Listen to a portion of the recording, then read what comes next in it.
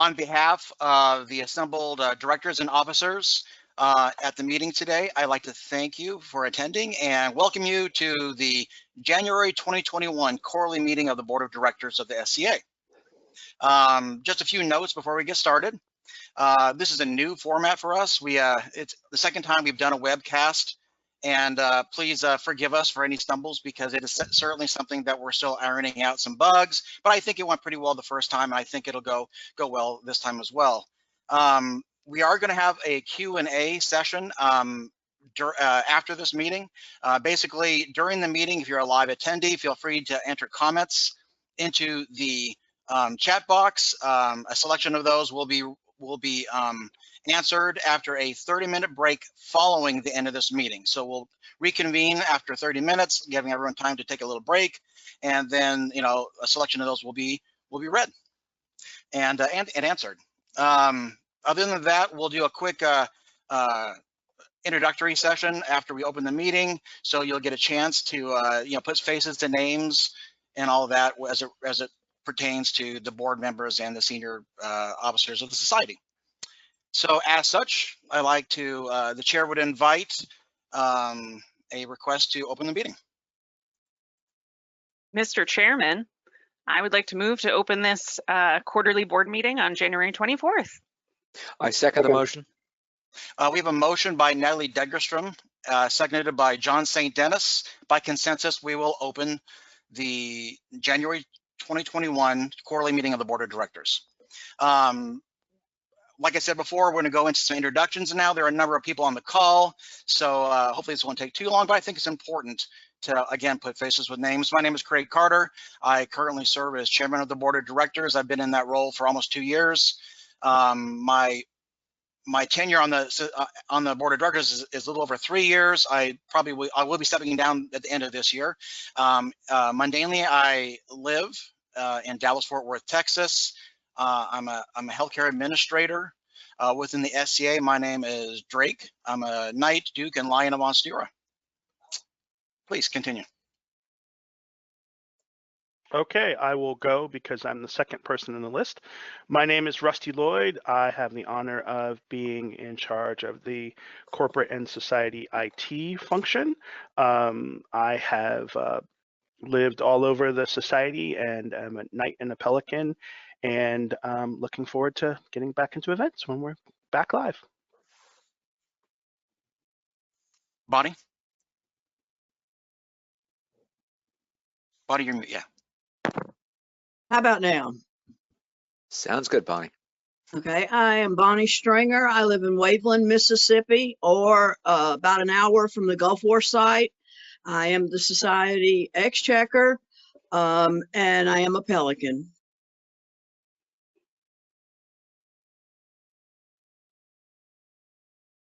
Good morning, everyone from Lockhart here in Australia. I'm Bridget Costello. I'm the Society Social Media Officer. I'm a Pelican and a Laurel, and I'm currently coming to you from Monday morning, my time. And Bridget, just so you'll know, we're getting a lot of lag for you, just so you'll know. But by the way, for the audience, this is one of the things we warned you about. This is fairly new to us, so very good. Actually, Dale, I'm next. I've already gone. So Dale, if you want to go ahead and introduce yourself.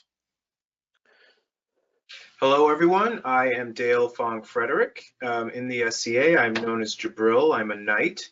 Mundanely, I am an attorney. I am the director-elect, and I'm very happy to be here. Everybody, my name is Dan Watson. I'm known in the society as Sir Bartholomew Hightower. I live in the Kingdom of Artemisia in Mundanely in Utah, where I'm a college professor at Utah State University. I'm director of the board, and I've been elected vice chair, which gives me a bunch of interesting new duties that I'm sort of filling my way into. Thank you.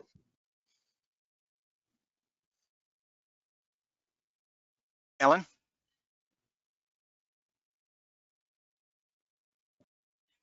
Ellen, you're muted. Sorry, yes, yeah, I'm sorry, I'm used to teaching on Zoom. Hi, I'm Ellen Rawson. I am, it's good evening to all of you. It's 6 p.m. in England, where I am. In real life, I'm an English teacher. This is my 38th year of teaching English in 2 countries. I'm an English instructor, and I'm also an A-level examiner. I am the editor of Complete Anachronist.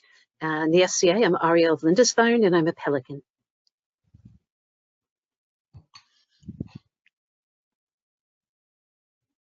Hi, I'm Gigi Colson. I'm a director in Seat A. I stepped up to the board in October of 2019. Mundanely, I'm a retired sociologist and biologist. And as a board member, I'm the ombudsman for Athelmark, Avakal, Eldemir, Lackac, and Dragonfly. Hi, I'm Jennifer Krochmouth. In the society, I'm known as Kalisa. I'm a duchess and a pelican.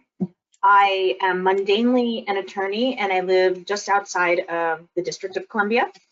And I am Seat C for Callantyre, North Shield, Outlands, IT, and Communications.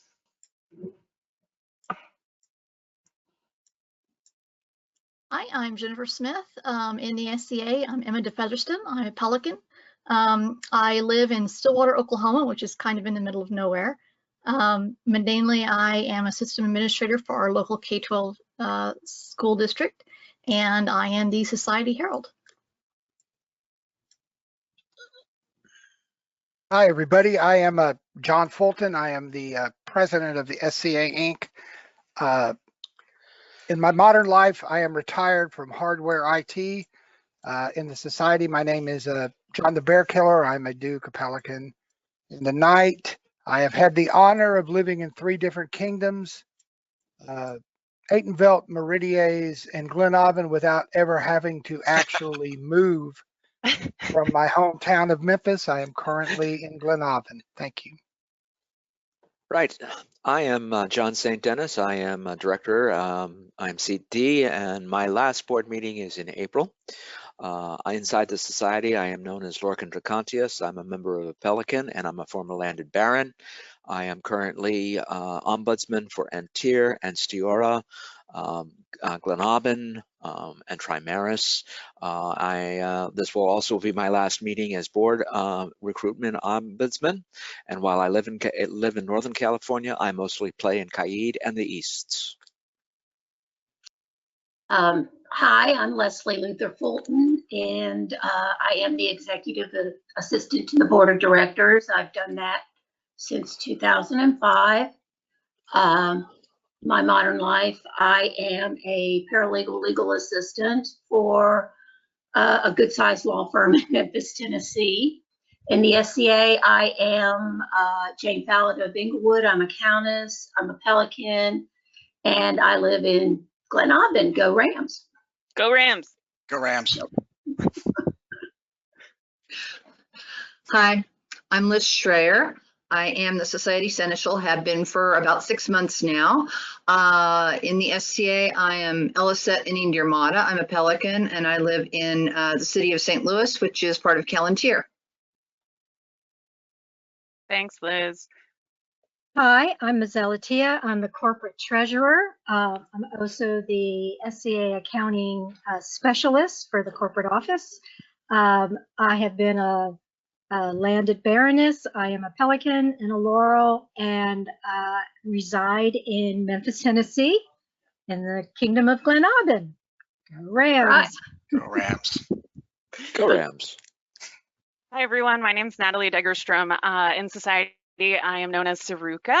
I may be the only non-peer in the room, I'm not sure, but I live in the Great East Kingdom, up in the great state of Maine, and I am the ombudsman for Meridies, Atlantia, and Midrealm, and I will be soon to be taking over board recruitment from John St. Dennis. My name is Patrick Anderson. I'm legal counsel for the SCA. In the society, I'm Gabriel, Baron of Nordskogen of North Shield, and that's about it. Ray? Hello, I'm Ray Dubos. I'm the Society Marshal within the SCA. I'm known as Ray Rebelmont. I'm also originally from Memphis, go Rams, now residing in Onsteora in the Dallas-Fort Worth area. I'm a count, a knight, a pelican. I think that's about it. Morning, I'm Renee Signorati. I'm coming from the corporate office. I'm the Vice President of Corporate Operations. Hey guys, I'm Bart Regner. I'm the CEO of a small manufacturing company in North Alabama, where at one point our sales meeting was 2 nights away from having a quorum. So in the society, I'm Count Bart, and I'm a knight, and I am the ombudsman for Atenville, Artemisia, ANS, and Publications. Well, thanks everybody for providing that great introduction, and hopefully that was very useful for the folks watching this online. There will be a test a little later, so just so you'll know. I will ask everybody that's not presenting to please mute at this point, just to kind of cut down on background noise. As well, just a quick, as we move into the business of the day on the agenda, I like to just make sure everybody at home knows that a lot of these issues that we'll talk about today are things we've actually had in front of us for weeks. So we've had a chance to meet on them already, read them extensively, discuss and all that. Just so you'll know as we move through them, if we go through some of these things a little quickly, it's only because we've really got to the root of a lot of them prior to now. Otherwise, this meeting would be 2 days long. So moving into the agenda, item 2, approval of minutes. LLF. Mr. Chairman, I would like to present the October 25th, 2020 quarterly meeting minutes, the December 1st, 2020 conference call meeting minutes, and the January 14th, 2021 conference call meeting minutes for your approval. Thank you. Mr. Chairman, please. I move that we accept the October 25th, 2020 quarterly meeting minutes, December 1st, 2020 quarterly conference call minutes, and January 14th, 2021 conference call minutes as presented. Second. We have a motion. Okay, we have a motion by Dan, seconded by Natalie Degerstrom. Any further commentary? I think by consensus, we'll accept these minutes as provided. Again, noting to the audience that we've had a chance to thoroughly vet and look over all these minutes. So moving on to recurring business. Liz Schreier, I believe, is the person on task to kind of provide some read off of these. Okay, thank you, Mr. Chairman. Excuse me. I have under status changes, I have 2 groups that are advancing from incipient to full status. First is in Glen Auburn, the Shire of Caredon, which is southeast Mississippi, east of the Gulfport and Biloxi area, has been advanced to full status by the Kingdom. And in Meridiace, the Stronghold of Dragonfly March, which is in Valdosta, Georgia, specifically Moody Air Force Base, has been advanced. And I just want to say a word for anyone who may not be familiar with all of the SCA's group designations. A stronghold is specifically tied to a military installation, and they're allowed to, if everybody gets transferred out, all of a sudden they're allowed to kind of just sit there for a little while until more people get transferred in. So that's that status. So those are the 2 groups that have gone official this quarter, and I'd like the board to take note of that. And then requiring board action, we have 1 dissolution. This makes me a little sad because this is in my kingdom, and I remember when this group formed, and I was very new in the society, going to their first demo, which turned into an enormous event because the then Principality of Calontir showed up in force to support them. Unfortunately, the Shire of Bois d'Arc, which is rural southeastern Kansas, has ceased to be a viable group. They only have 1 couple left who are in the SCA. So the Kingdom has asked the board to acknowledge that reality and dissolve the group. And that requires board consensus or action of some sort. Do we have a motion? Yes, Mr. Chairman, move that the board acknowledge the dissolution of the Stronghold of Dragonfly, No. of the Shire of Care Dun. No. Shire of Forest Ark? The Shire of Bois d'Arc. Okay, sorry, everybody. Let Not me start anybody again. else. Not anybody Mr. else. Chairman, I move that the board acknowledges the dissolution of the Shire of Bois d'Arc in Callantyre. Your motion, is there a second? So moved by John St. Dennis, seconded by Natalie Degerstrom. By consensus, we will accept this notice of dissolution. Please continue. That is all the status changes that I have. That's all I have under that section. Mr. Very Chairman. Good. Renee. Mr. Chairman, I ask that the board take note of the new dates for the upcoming virtual board meetings. Just so the audience is aware, we've moved the days to Sundays, so nobody has to burn through vacation unnecessarily since we're doing virtual. So we meet Saturdays for planning and Sunday for the actual quarterly meetings. Does anybody have any problems with these dates? They're just a shift. Nope, I do not believe so. Okay. Invited guests are not an issue since we're doing virtual and all officers are welcome to attend. Indeed. Tentative conference call, quarterly conference call is Tuesday, March 2nd. I can set it or we can wait and discuss it via email. Let's go ahead and discuss that via email. I'm sure it's fine. Okay. But we'll discuss via email just to make sure it's a little difficult on this venue.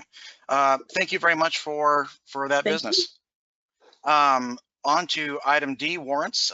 Leslie.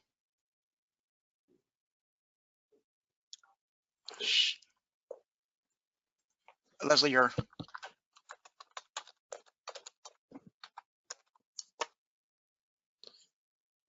Sorry, I'm manipulating a lot of stuff on my screen. I did not actually see any warrants Very good. in hand yet for this quarter. Very good, thank you. And moving on to item E, also yours. Actually, ongoing projects, they're under you, but actually board recruiting.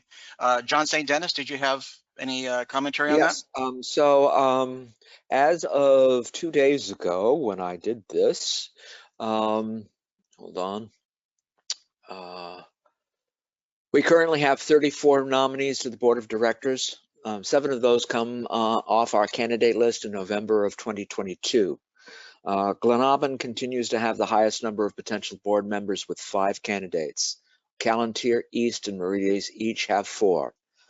I have also completed a revamping of the documents and orientation guide for new board members. The folder for new board members has been reorganized to include a whole bunch of items that should make their transition into the board smoother in the future. This is my last report as recruiting ombudsman. I'd like to thank both Leslie Luther Fulton and Renee Signorati for their invaluable assistance over the last couple of years. Thank you for that report.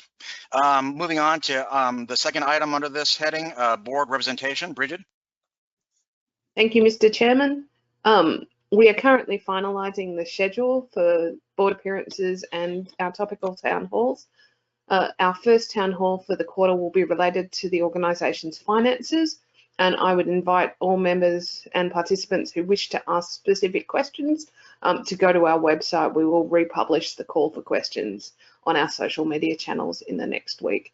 We're also looking to have additional interviews with members of the board, and we will be starting with our new director-elect. So we are very excited to announce that. Very good, thank you for that. Moving on to item 4, old business. It just, as a note, the corporate change for the introduction of the mission statement was by consensus remanded. So we will go ahead and remand that piece of old business to a future meeting. Moving on to item 5, new business. COVID-19 variances list. Thank you, Mr. Chairman. I have 4 variances that were granted this quarter or since the last conference call meeting. for COVID-related things. I'd like the board to uphold each of them.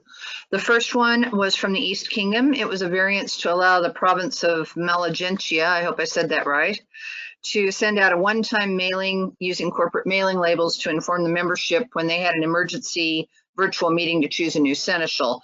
Their previous seneschal left office very suddenly, unexpectedly, and the group didn't have any other way to notify the membership of the meeting. Labels are normally not used for that purpose. They're only used for polling, so that required a variance.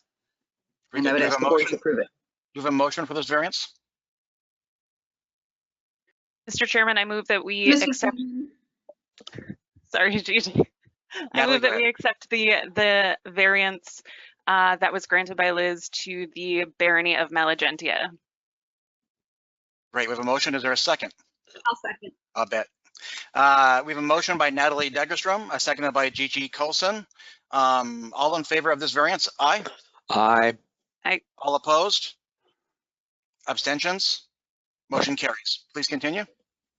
Okay, the next one is from Caid. I granted a variance to permit the crown of Caid to step down and the heirs to step up as crown on January 9th of this year without holding a virtual coronation ceremony. That's been done in a couple of other kingdoms. They want to hold off on an actual coronation ceremony in the hope that they can have an in-person event eventually with the coronation. So I ask the board to uphold that variance. Great. Do we have a motion? Mr. Chairman, I move that we acknowledge and accept the variance granted by the Society Seneschal for Caid to allow for an administrative transfer of the crown. Very good. Is there a second? Very good. So moved by John St. Dennis, seconded by Ross Regner. All in favor, aye. Aye. All opposed? Abstentions? The motion carries. Please continue. Okay, the next one is again from the East Kingdom. It was a variance to allow the Crown of the East and a small crew to use a local theater as a venue for their virtual courts. This would have fallen under the idea of a small local meeting, except it required a variance because the site wanted an additional insured certificate. So that made it more like an event and needed a variance. The attendance is limited to a very specified list of no more than 10 people at any given time. I would ask the board to uphold that variance. Very good. Is there a motion? Mr. Chairman, I move that we uphold the variance issued by the Society Seneschal for the Kingdom of the East to conduct their virtual courts in an external facility. Very good. Is there a second? Second. So moved by John St. Dennis, seconded by Gigi Colson, who got her hand up half a second before you did, Natalie. Since we have a motion and a second, I'd like to call for a vote. All in favor, aye. Aye. All opposed? Abstentions? Motion carries. Please continue.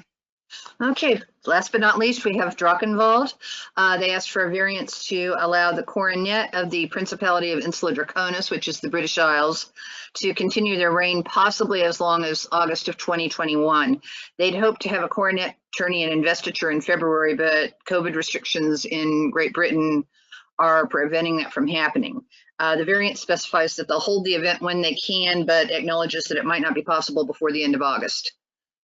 So I would ask the board to uphold that. Thank you. Is there a motion? Mr. Chairman, I move that we uphold the variance granted to the Kingdom of Dragonfly to hold their coronet at a later date as granted by our Society Seneschal. Very good. Is there a second? Great. We have a motion by Gigi Colson, seconded by Ross Regner. I'd like to call for a vote. All in favor, aye. Aye. All opposed? Abstentions? That motion carries as well. I believe that was the final variance. Very good. Thank you very much for presentation of those variances. I believe you have the next item, 5B, Investigator's Guide on the agenda. Yes, Mr. Chairman. I have presented to the board an investigator's guide to be used for Kingdom and Society investigations, and I would ask that the board approve it as with the slight revision that was discussed previously. This will end up on the Society Seneschal's webpage. Very good. And a note for the audience again, we have gone over this investigator's guide at length and had a lot of conversations about it. Is there a motion to approve the revisions as noted? Mr. Chairman, I move that we approve the revised edition of the Investigator's Guide as presented by the Society Seneschal with the edited change that was discussed during the the business meeting yesterday. Very good. We have a motion. Is there a second? Second. Okay. We have a motion by John St. Dennis, seconded by Jennifer Krochmal. I'd like to call for a vote. All in favor, aye. Aye. All opposed? Abstentions? The motion carries. Thank you. Thank you for your presentations, Liz. Mr. Fulton. I want to make sure I'm not muted. Yeah, you do. That never works out well for us. I have a question. Liz, how soon will this be made available, not only to the Kingdom Seneschals, but to the society at large? Will you let everybody know where they can come and take a look at that? I can arrange to do that. Yes, I want to get it up on the web page as soon as I can get that one revision made and send it off to appropriate people. Okay, I might suggest you work through our communications and our social media to maybe make an announcement that it's available and people could take a look at it if they want to see what the new rules are or guides are. Will do. Very good. Renee? Oh, did you have something else, John? No. Liz, when you make the announcement, will you also include that it will be available through the stock clerk's office? I'm sorry, that it'll be available through the it stock. will be available. Okay. Oh yeah, absolutely. Every manual is. Yeah, you garbled a little, so I didn't quite catch that. Sorry. Very good. Any more questions? Great. We'll move on to item C. Mizell, please present the 2021 revised budget. So, in preparing this, like right before the board meeting, there have been some additional changes. So I think going forward, since this is definitely going to be a budget that is going to be in constant motion through the course of the year, that at this time I would like to withdraw my request for approving a revised budget. Very good. And we live in interesting times for sure. So we'll go ahead and accept that. And thank you for the report. Moving on to item 5D, proposed corpora changes, republications. Renee?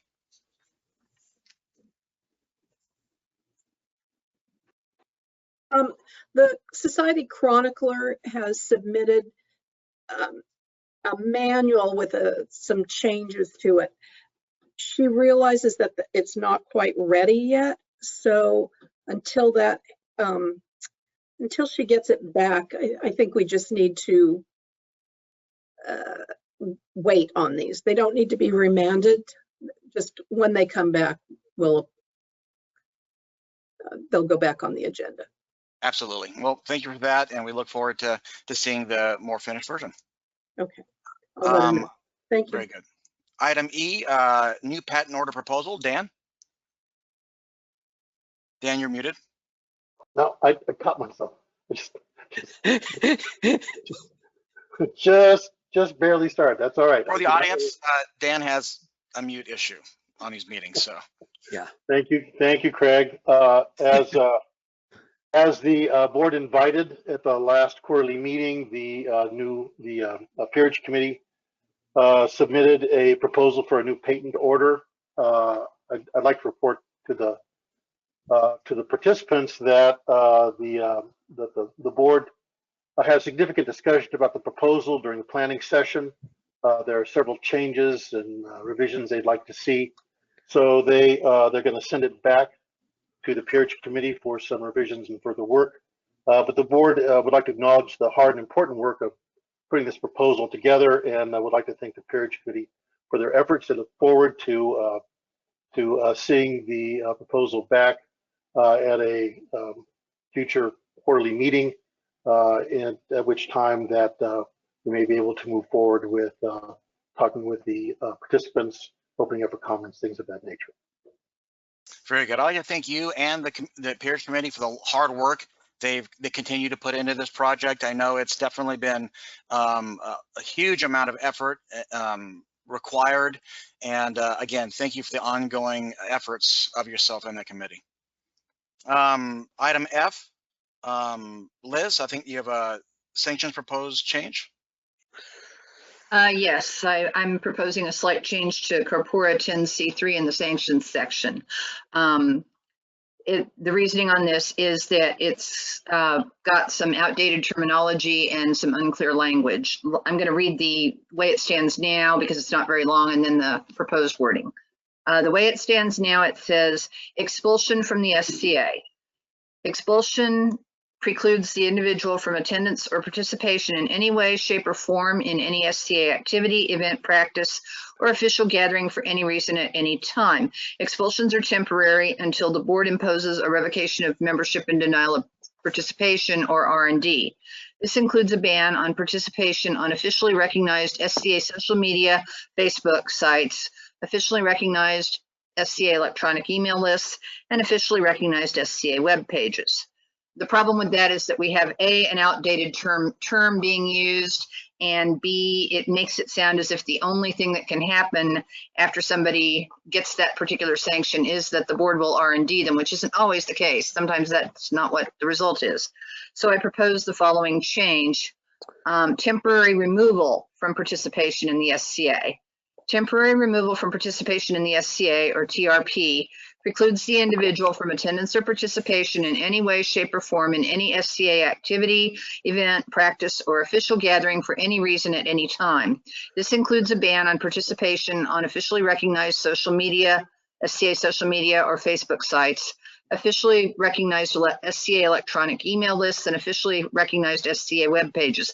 This sanction is in effect until the board of directors makes a final decision on the matter. That uses the current terminology of temporary removal from participation, and it states what's already the case, which is the sanctions in effect until the board decides what they're going to do one way or another after an investigation is completed, typically. It's up to the board to decide whether they think this needs to be put out for comment or not. Both John Fulton and I think that it is a minor enough change that it probably does not need. It doesn't change any rules or anything we're doing. It's just clearing up the wording a little, but that's up to the board to decide. So I would ask the board to do what they think is appropriate with this. Very good. Director Regner. Thank you, Mr. Chairman. Today I'd like to move to accept the proposed changes to Corpora Section 10C3 as outlined by our Society Seneschal very diligently and articulately. Very good. We have a motion. Is there a second?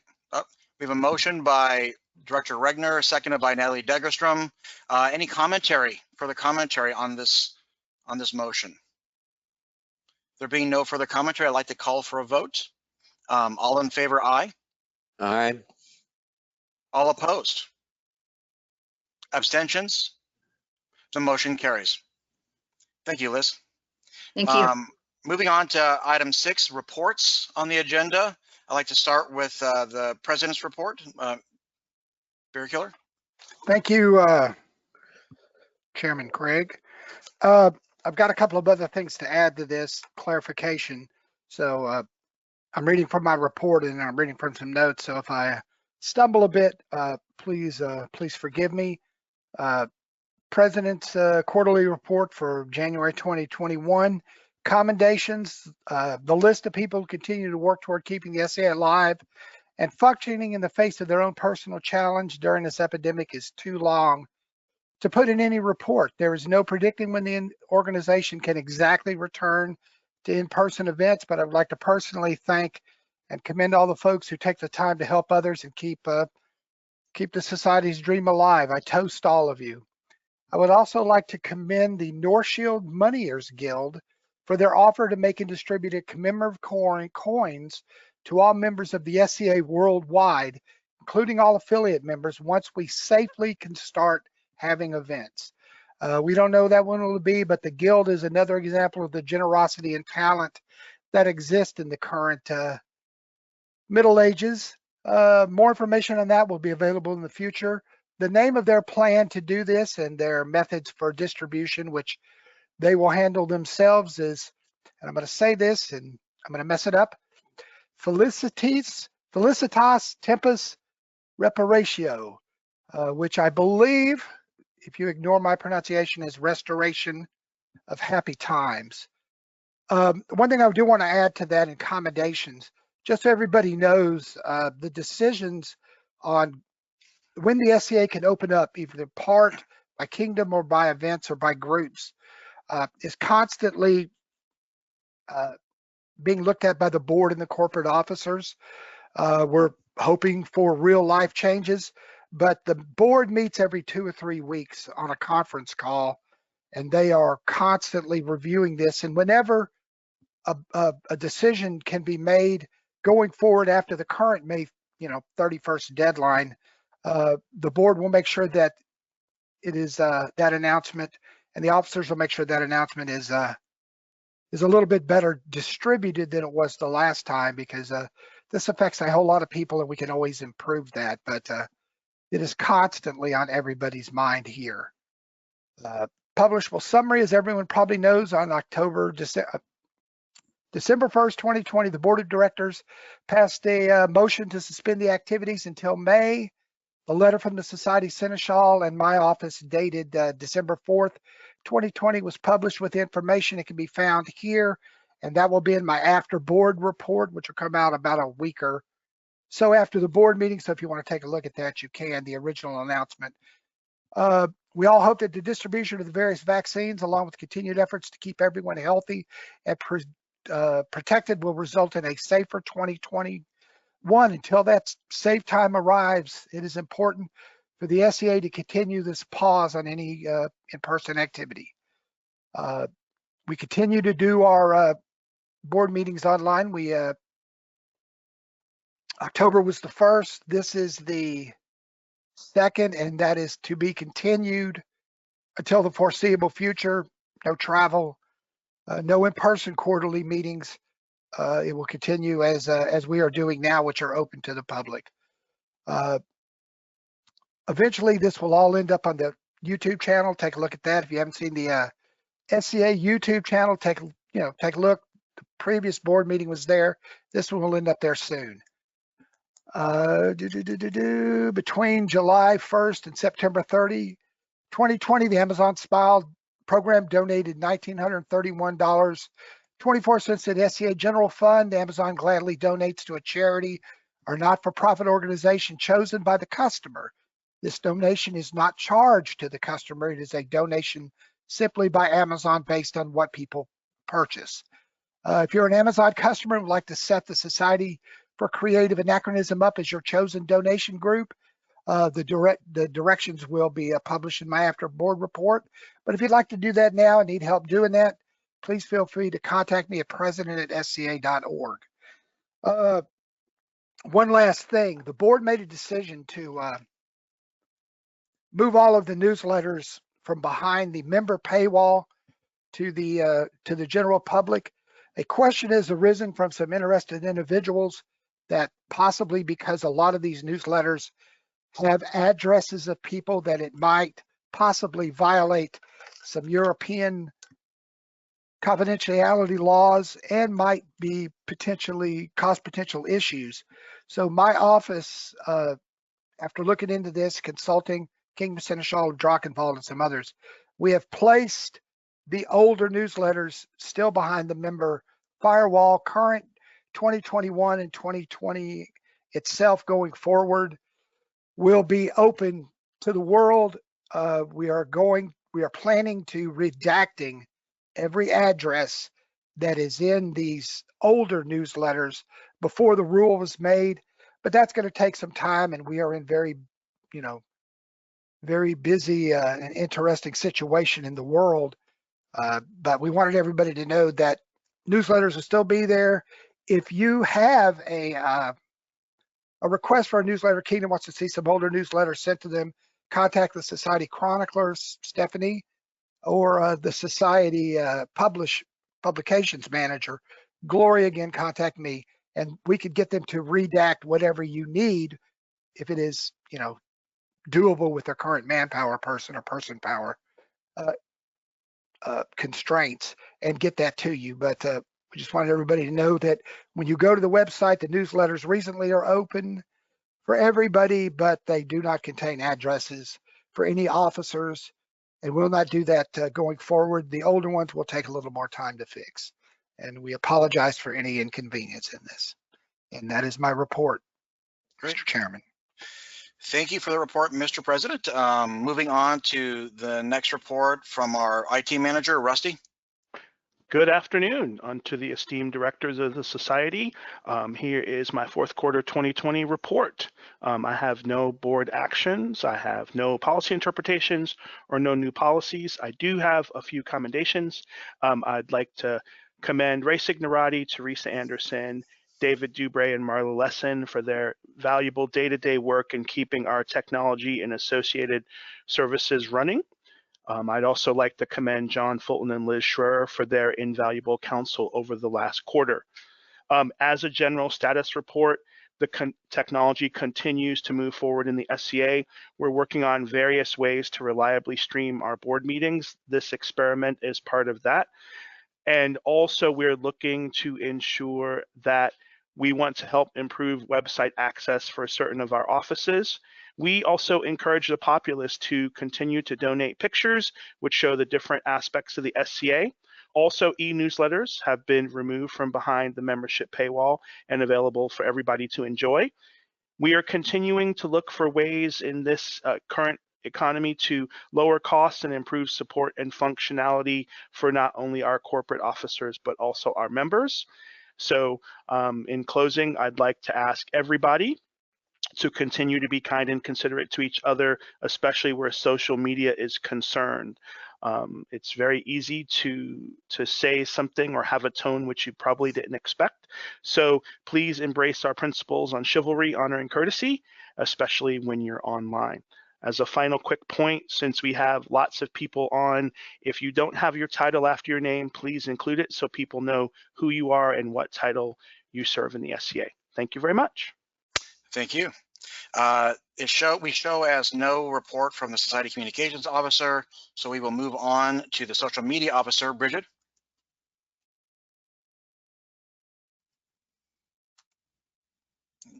Is she frozen, perhaps? Oh. Well, let's move on to the next. Bridget, are you there? She's lost audio. We'll move on and we'll move back to her when we can. Society DEI officer, please.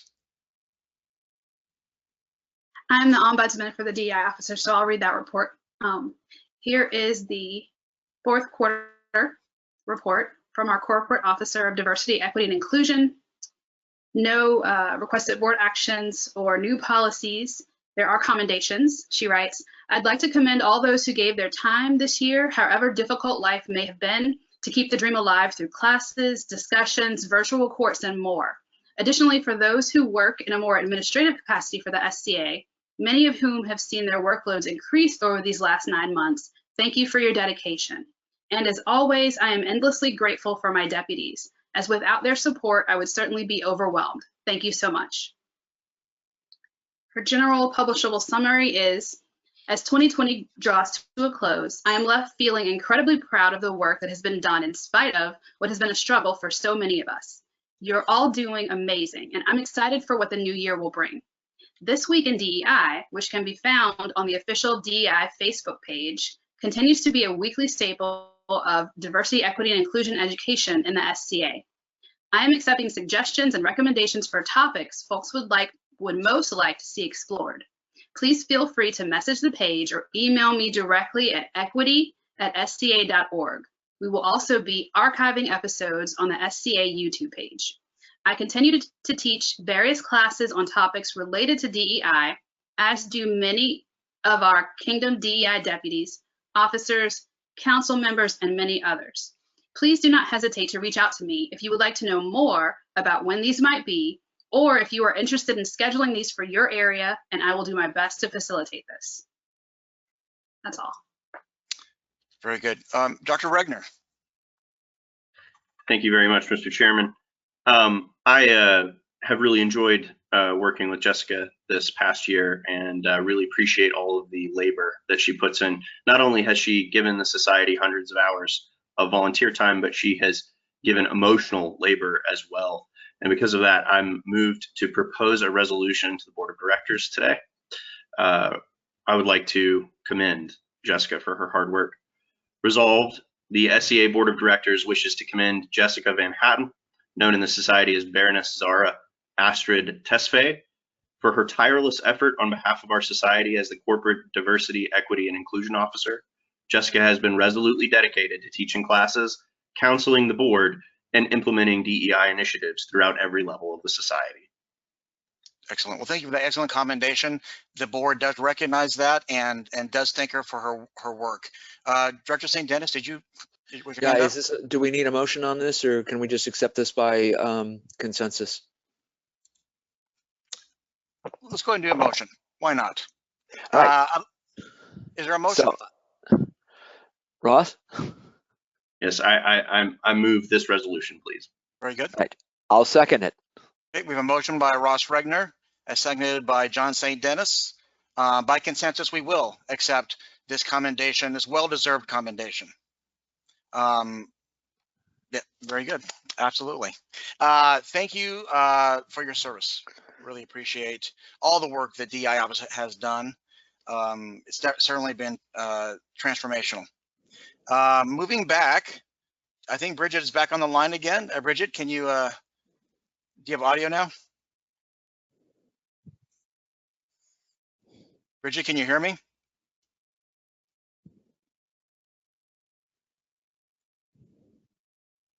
Bridget, you're on mute, I believe. I'm sorry, we still can't hear you, Bridget.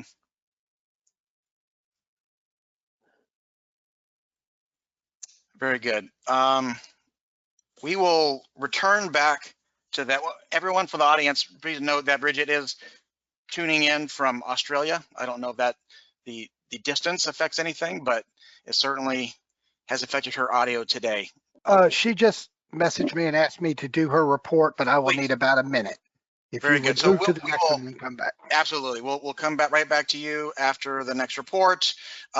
Liz, please present the Society Seneschal's report. Thank you, Mr. Chairman. The board has already taken care of my requested board actions. I have no new policies and no policy interpretations. I have a somewhat of a lengthy commendation section. I would like to commend Sean Hertzberg, Master Avery Shaw, lately Seneschal of Onsteora, for making the mature choice in a variety of difficult situations. Also his successor, Brandon Butler, Master Brian O'Holiam, for dealing promptly and expeditiously with a number of matters. I would also like to commend Tony Mathis, her ladyship Tola Rufus' daughter, who stepped down as Callanteer's Kingdom Seneschal at the beginning of November. Tola faced some personal challenges during her tenure, which she handled with grace. I also had the privilege of working under her as her emergency deputy for much of her tenure before I got this glamorous and exciting job. And I made a lifelong friend. Enjoy your retirement, you've earned it. Commendations are also due to Kirsten Chow, Mistress Alianora Graymore, outgoing Seneschal of Ontier. Kirsten managed one of the largest kingdoms in the SCA with aplomb and efficiency and has offered to assist this office once she has had a few months for a well-deserved break. I've warned her to be careful what she offers as I plan to take her up on that. Also, Stuart Fairborn, Jarl Freya Gerdson stepped down as the Outlands Kingdom Seneschal in October. Stuart's a longtime SCA member whose service has been considerable over the years. He dealt with a couple of naughty situations in a professional manner during his tenure. Thank you for serving your kingdom and the society. Finally, another outgoing Kingdom Seneschal, there were a bunch of them this quarter, is George Cordero, Sir Aronric of Devon of Caid. George has held some kingdom office or other in Caid for a number of years, and I'm sure he's looking forward to a well-deserved rest. Again, thank you for your service.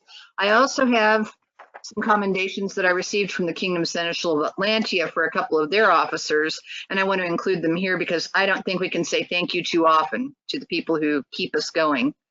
Commendations. I wish to commend to the board our Kingdom Minister of Arts and Sciences, Lady Marian, and Web Minister, Master Melkor, for their leadership, particularly during the last year. Lady Marian Lared, Marian Campbell, has demonstrated innovative leadership to the arts community in Atlantia.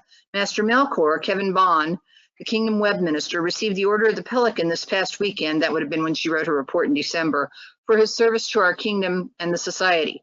Master Melkor has done service above and beyond that expected of a kingdom officer to support and encourage the innovations demanded by the pandemic and our society. These two have also supported others to provide continuing activities to sustain the SCA.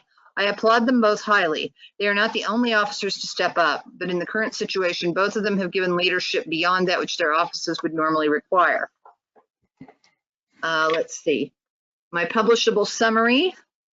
This seems to have been a fairly quiet quarter in much of the known world. Not surprisingly, a number of Kingdom Seneschals report that everyone is ready to be done with the pandemic. The board's decision to extend the North American event moratorium until the end of May was greeted with both sadness and relief. We're all looking forward to the time when something resembling normal activity can be resumed. Some of the larger SCA events have looked to move their 2021 dates later in the year in the hope of being able to have the events. This may create a calendar crunch, but there's no way to avoid all conflict, assuming the events can indeed happen on the revised temporary schedule. Participants will need to make the choices that make the most sense for themselves and their families, as always. A big shout out to the local and kingdom officers who are keeping things going and providing virtual activities as they are able for people to continue to enjoy the SCA as best we can during this time of limited activity. You are appreciated. I also have a couple of short summaries from my deputies, the Society Chatelain and the Yaffa officer. From the Society Chatelain and Stevenson. This has been a difficult time in terms of recruitment and retention across most of the kingdoms. Most kingdoms are reporting limited amounts of newcomers, although not everyone. Some kingdoms seem to be making some progress by offering a lot of online opportunities for people to connect through online classes, gathering courts, etc. Others have nothing to report at this time. I try to keep encouraging Chatelains to work with their social media officers in order to promote the society and keep members engaged as best as possible at this time. And from the Yaffa officer, Lori Parker, Yaffa is continuing to explore options for the website. I have reached out to both Rusty and Kelly to help facilitate the revamping. The Yaffa video library is underway. We have people offering videos to display. Over the coming months, we will continue to ask for videos and reach out to instructors that have posted content already. We have 8 kingdoms stated as participating: Ontir, Avakal, Artemisia, Kalantir, Kaid, Atenvelt, Atlantia, and Meridias. Participation is stagnant due to COVID. And that concludes my report, Mr. Chairman. Excellent, thank you. Any questions about the report? Very good, we'll move on and we'll move back to the social media report. Mr. President, you're gonna provide that? Yes. Well, I say that, I just had it. Wait just a minute. There it is.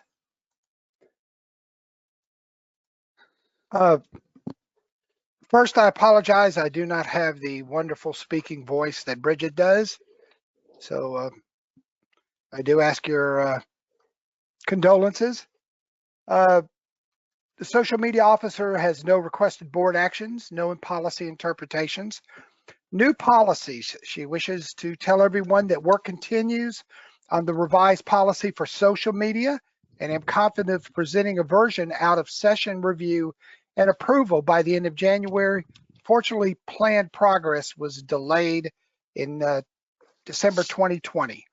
Her commendations, she commends to the board's notice Rin Jai for his sterling work as Kalantir social media officer. He now takes a well-earned rest from that role. Ivan Rozansky in the East Kingdom and his team have worked to bring all their official channels into compliance with SCA Inc.'s social media policy.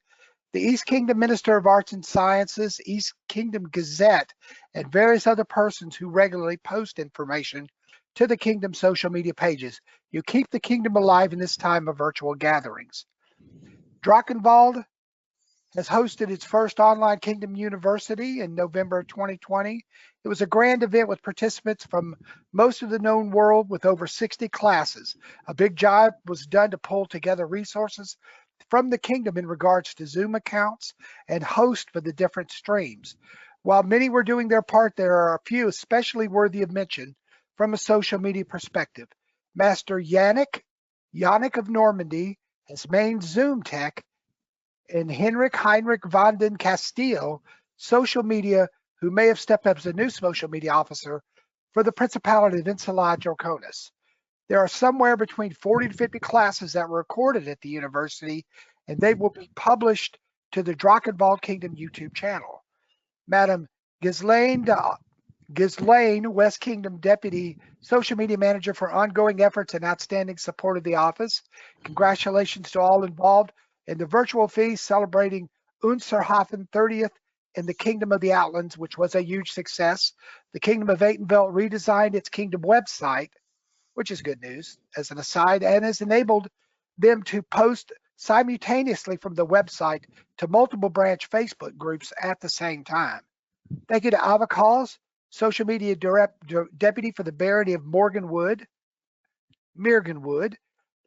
Ira Hallandaughter, who's been making daily posts since the beginning of the pandemic about our society, historical trivia, and many other relevant topics, providing much regularity and levity in these trying times.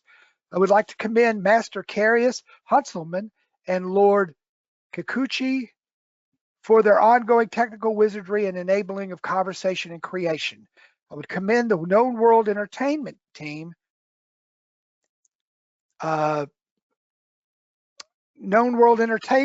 I will let her put that out later for herself. I do not want to attempt these names, for their continuing efforts to publicize all that is available from around the known world. It is a Helga, a Kindheld, and a Sylvie. I particularly note the addition of a Known World Entertainment Guide website, which increases the accessibility of the service. Vesper de Atlantia and Baron Logan Pathfinder for their continuing work. Duchess Ineglin and Countess Beatrice for wise counsel and strong support. Sir Tiberius Finn and Larry Sarah for late night wisdom and early morning insights. Kelly McGill for ongoing support.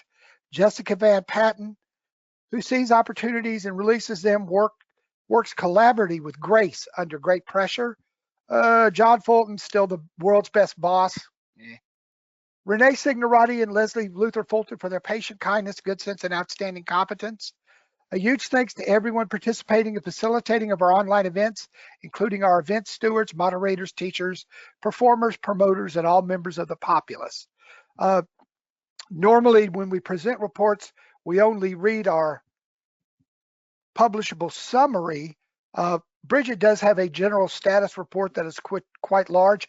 It will end up in my after board report a couple weeks after this meeting, but it is information that everybody needs to know. Her publishable summary is very short. Our community is connecting, collaborating, and creating across social media, ensuring that while the majority of the SCA must remain apart, we are never alone. Thank you, Mr. Chairman. Thanks for the report. Thanks for pinch hitting on the report. Really appreciate it. I know she does as well. Moving on to item 6C, the report from the Vice President of Corporate Operations. Renee. Thank you. I have no request for board action, no policy interpretation. My commendations are, I'd like to thank everyone that has donated to the SCA General Fund and to the people that have donated to the Membership Assistance Fund. Their generosity is most appreciated. Publishable summary, the Membership Assistance Fund was created in the beginning of September, and several members and their families have been able to take advantage of the program. $336 have been applied to memberships, and there is currently $3,204, and I know that's a little bit more. There's been a little bit more since then remaining in the fund. And there are no questions asked and no need to prove financial need. It's as simple as contacting my office for authorization and filling out and submitting a membership form. And it can be done for a family too. It's not limited to just one person. We would encourage anyone who wants to maintain their membership but needs a little help to contact us. Members only, which is our database designers. They're in the process of finalizing the reskinning of the SCA membership portal to be accessible on our smartphones along with all other devices. We expect the rollout to take place by the end of the first quarter 2021. An announcement will go out as soon as this feature is available. Thank you. Mr. Chairman, Darcy O'Neill, the TI editor, is here to give her report. So I believe back to her. I saw in the comments she might have asked for you to. We'll see. Oh, Darcy, do you want me to read it? Hello. Oh, maybe not. Can you, Are you good? Darcy, can you hear us, Darcy? I can hear you. Can you hear me? You sure can. Oh, would you like to provide your report? Fabulous. Yeah, I'm sorry. I'm not only the TI editor, I'm also a techno peasant. So sorry. I have no request for board actions, no policy interpretations, no new policies. In terms of commendations, I cannot say enough nice things about the assistance and support that I've gotten from 3 individuals in particular over the course of the last quarter and truly over the course of this singular last year. TI's art director, Joyce Morris, is a gem both personally and professionally. TI owes her much and I owe her more.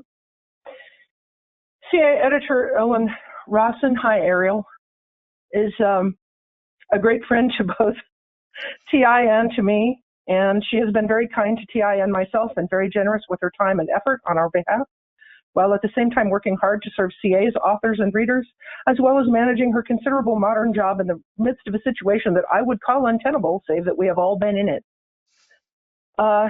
Susanna Meyer, who is also of Dragonfly, continues to be invaluable, always willing to write for TI and to encourage others to do so, volunteering material, offering wonderful suggestions, as well as heartwarming encouragement.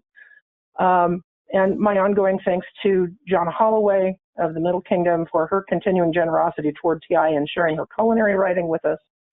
A general status report. I continue to work on catching up the TI issue production schedule. I regret that it is not yet current. This weighs on my heart a great deal. That last phrase is not in the report, but nonetheless, it's true.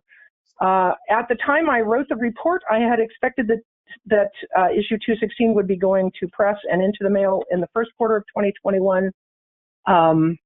If I can unofficially amend it, I now expect that to be the second quarter.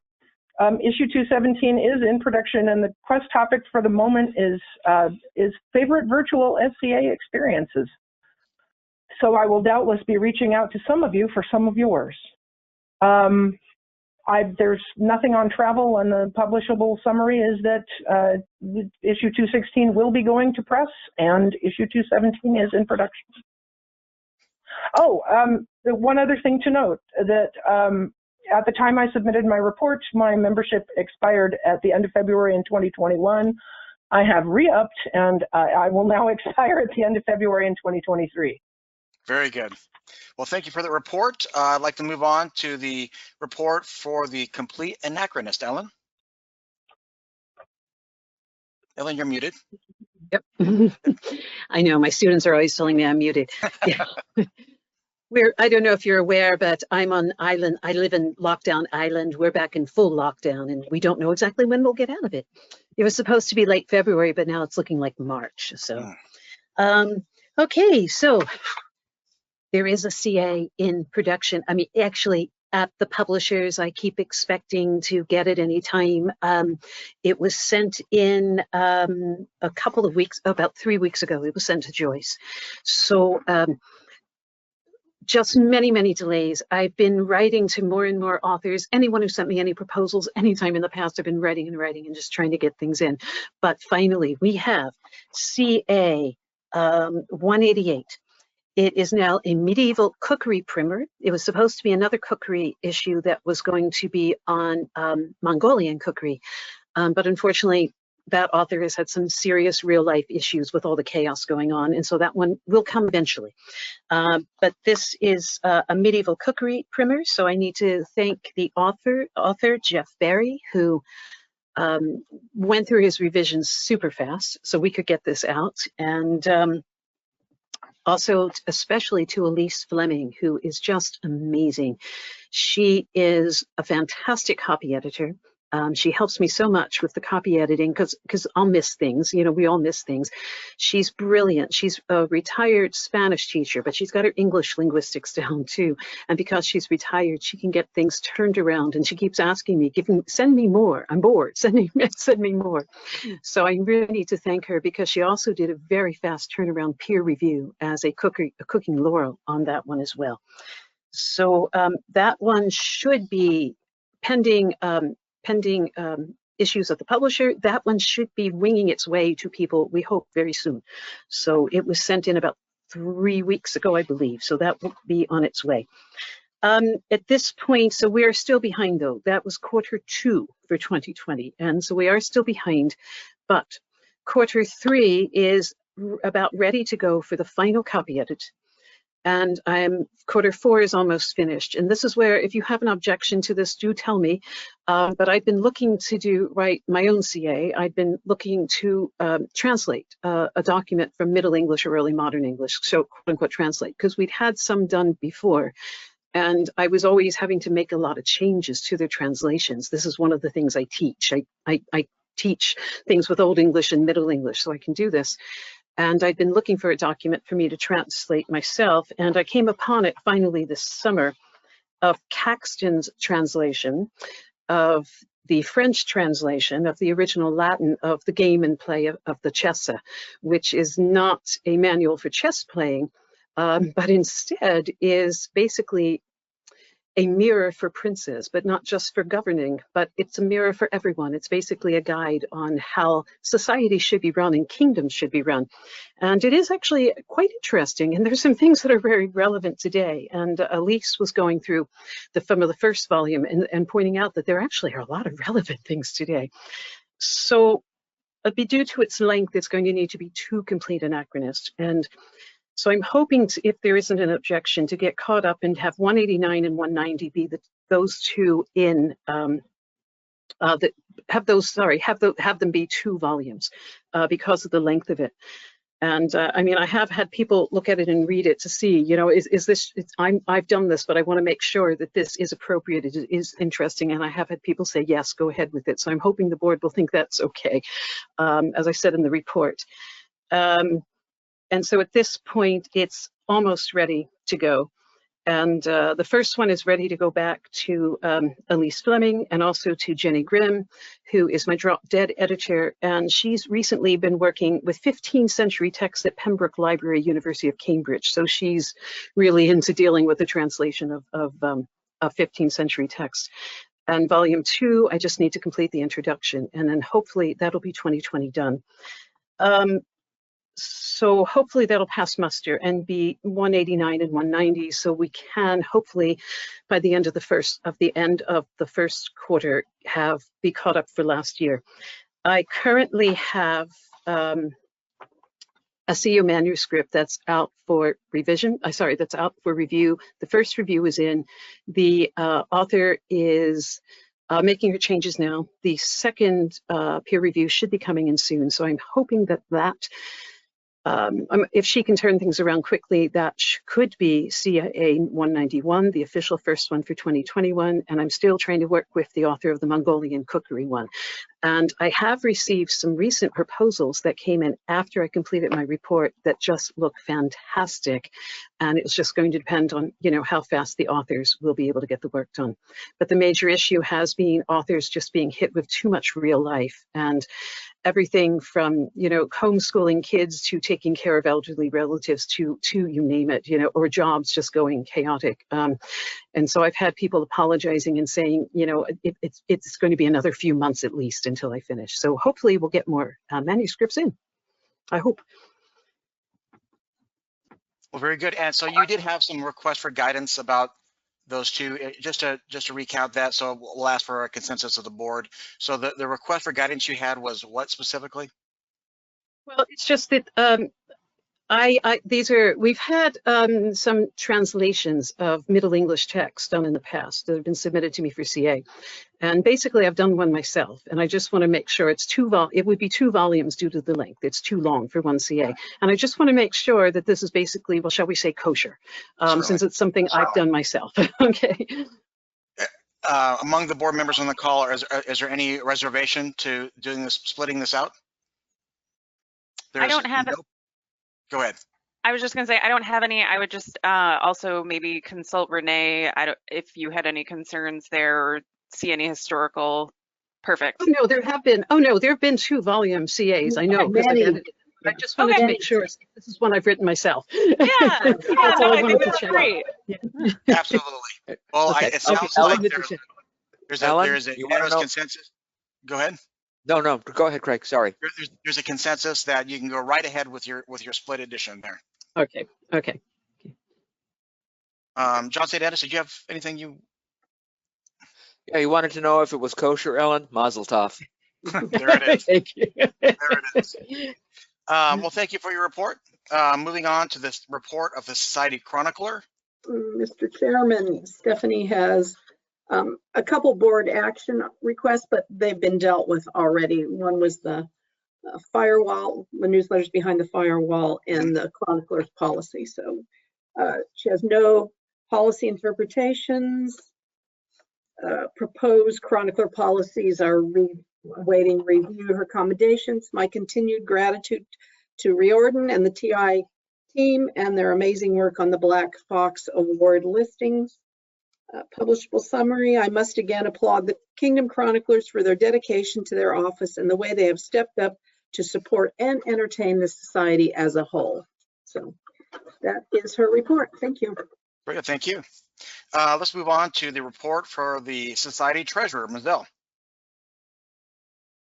Hi. Unto the esteemed directors of the Society, greetings. Herein follows the fourth quarter 2020 report to the Board of Directors regarding the Office of the Treasurer for the Society of Creative Anachronism, Inc. for the January 2021 board meeting. Requested board actions, that was review and approve the revised 2021 budget, which has, we've already dealt with that. No new policy interpretations, no new policies, commendations. I would like to give a hearty thank you to Rebecca Riney, the Deputy Society QuickBooks Exchequer. She has been a great addition in helping to get all the Kingdom Exchequers trained and the reports balanced for the start of 2020. Publishable summary. All the kingdoms except for two, West and Avocal, have had their review of the books completed utilizing online meetings. The addition of QuickBooks has allowed a place where all the documentation for expenses and income can reside, making it easier to access the information when needed. Travel none. And herein ends my report. Very good. Well, thank you so much. Moving on to the report for the Society Exchequer. Bonnie, you're muted. How about now? Much better. Okay, thank you. Unto the esteemed directors of the Society, I send greetings. This report covers the fourth quarter of 2020. I have three requested board actions. The first is to approve Rhiannon Jones as the Society representative for the Middle Kingdom bank accounts. The banks in that area, I have none in my area, and so we do not have a Society signer for those accounts. And so I'm asking that you will approve her as that signer. I don't see it on the schedule here today. Is there any commentary on this? Is that a warrant, Bonnie? Yes, sir. We would do a warrant for that. Very good. And we can deal with warrants separately. That would be just fine. Leslie, is that fine? Yeah, that's fine. Oh, yeah, that's fine. I'm sorry, I was rereading that. Yeah, that's fine. For folks watching, we typically deal with warrants kind of as a separate process, kind of, and review all of them together. So that'd be great. So Bonnie, you want to continue? Okay. The second requested board action is to approve the EFT policy for the Laurel.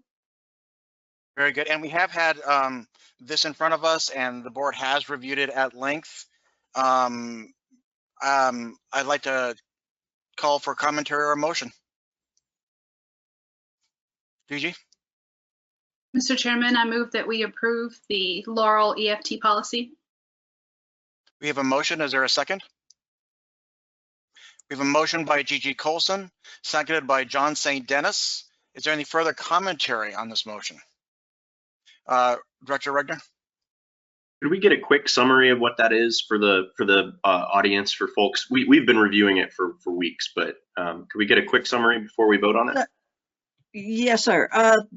It is an electronic fund transfer policy that will allow the Laurel the folks in charge of the heraldry to transfer funds without the old-fashioned means of a check. And it just has an established policy of step by step what they need to do to be able to do this. And as this rolls out, and as kingdoms are approved, it will roll out to even kingdoms later on. Very good. Thank you for that. Any more questions or comments? I don't see any, so there being no further questions or comments, I'd like to call for a vote. All in favor, aye. All opposed? Abstentions? The motion carries. Please continue. And the last required board action is to approve and sign the warrant for Rebecca Riney as my contingency deputy. Great. And again, we will deal with those warrants separately. That would be just terrific. There is no policy interpretations. There are no new policies. Commendations. I'd like to again thank Roberta for her service to the Society and Council during this Exchequer changeover. I'd also like to echo Mizell. Rebecca is beyond awesome. What she is doing for us with this QuickBooks training is beyond belief. And I think everybody that has worked with her just is so thankful, because I mean, it's so simple when they see it. And so I can't thank her enough. The variance granted was one that we were talking about in the board action, was for the Middle Kingdom, so that we can have a local signer represent the society for the Middle Kingdom. And so I would ask that you would uphold that variance. Very good. Any commentary on the variance? Renee? I have a question about that, Bonnie. Does that need to be an actual letter from my office, or how do you want to deal with this? Because so Ms. Jones is already a signer on the account, and she is in the area and can get to the bank. I understand that. Mizell? You need a resolution from as a corporate secretary, and we can take this offline, but matter of fact, why don't we? And we'll figure out, unless you need something from the board. Mizell, go ahead. Yes, it is required a board action because it's a variance on society policy about that we have an approved, that it gets approved, that it's somebody other than Bonnie as a signer representing the society exchequer's office. I understand that, but how is it presented to the bank? That's the question. Well, right now, a letter she's from currently a signer. That action, or she's already a signer on the account, so there's nothing that needs to be done there. Okay. Because they don't care about our society titles. So it's I'll talk to Bonnie we'll later. talk later. Okay. Yeah. We'll talk later. So we like to kind of this request for action. We'll deal with it afterwards. Is that what you're asking? Yes, please. Very good. Let's see here. I actually have a EA. Do you have a question? Yeah, but I'd like to ask you during the break. Are we going to have one? We may or may not have a break. So let's go ahead and move on, and we can discuss via chat or something. That'd be great. Do you guys? Okay. The general. Please continue. The general standard. We have new warrants for Avacol and Eldemir. The kingdoms are reporting through the third quarter. Some have already reported their fourth quarter. The PayPal report was attached. The NMR is 100% and was attached. There's no report for sale tax and vendor registration. And we talked about the Laurel EFT policy. The publishable summary. Many kingdoms are using Zoom or Teams to keep their exchequer's up to date with everything and to do the reviews like Mizell was speaking of for the kingdoms, to comply with our financial meetings. They're also doing those either via Zoom or Teams. No travel planned at this time. And then you have the other attachments. Well, very good. Thank you for that report. I'd like to move on to the Laurel Queen of Arms report. Emma or Jennifer? Good morning, good afternoon. I do have a couple of requested board actions. Item 1I, I guess, is the addition of PN 5B5 and NPM 5B5 to SCA, which is our rules, our standards for evaluation.